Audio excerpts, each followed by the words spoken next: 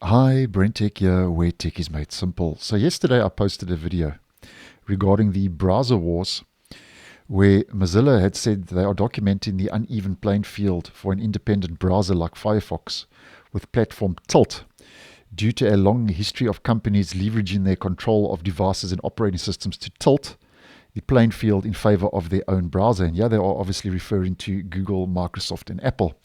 Now, I'll leave that video down below if you'd like some more info. But just a quick follow-up, because according to a report by Bloomberg, Microsoft's Bing search engine and the Microsoft Edge web browser and advertising services, it seems at this stage, according to this report, are going to be exempt from the European Union's upcoming Digital Markets Act, which is called the DMA for short. Now, this is because the EEA has come to the conclusion that these services and platforms, i.e. their advertising services, their Bing search engine and the Microsoft Edge web browser, these platforms and services don't have sufficient market dominance within the European Union to qualify as they are calling gatekeepers. And the gatekeepers, just to mention three examples, are Microsoft, Google, and Apple. Now, as many of you may know, the DMA, Digital Markets Act, is going to come into effect. It's going to start to take effect in March of this year. And I've actually posted on this earlier today with the two update videos I did on Windows 10 and Windows 11. And that's going to come into effect, as far as I know, on the 6th of March. And the Digital Markets Act is where the EEA imposes stricter regulations on these so-called gatekeepers.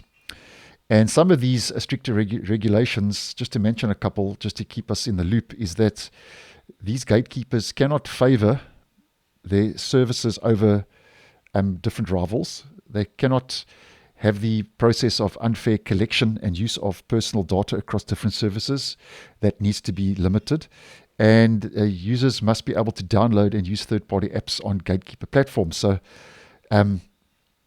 this is where Microsoft could take an advantage over larger rivals now, like Google as an example, now that they could be exempt regarding their Edge browser and the Bing search engine and the advertising services.